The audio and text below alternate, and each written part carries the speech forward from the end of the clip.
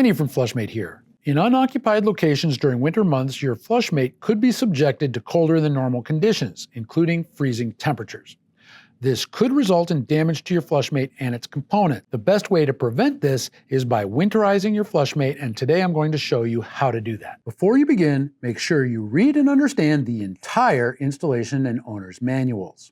Because Flushmate systems are pressurized, make sure you completely shut off the water supply to the unit and flush it to release pressure. Failure to do so could result in damage or injury.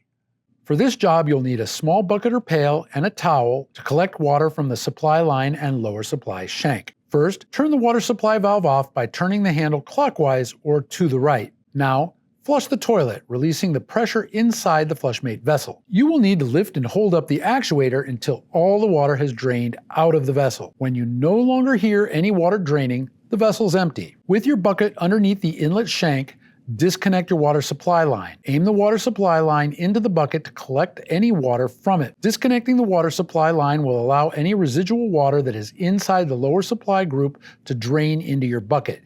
Use your towel to clean up any water on the floor. Once the water has completely drained from the inside of the lower supply, reattach the water supply line and leave the water supply valve in the off position. For winterizing the toilet bowl, follow the toilet manufacturer's recommendations. It is very important not to add any antifreeze or chemicals into the toilet tank where the Flushmate is located. Chemicals will damage the Flushmate vessel and the components of the Flushmate system. This simple process can prevent damage to the Flushmate and prevent out-of-pocket costs. When warmer days return and you're ready to use the Flushmate again, watch our After Winter video for tips on what to do before you turn the water back on. To see that video and other diagnostic videos, visit our website at flushmate.com/resources. For technical support and resources, you can contact Flushmate using the information below.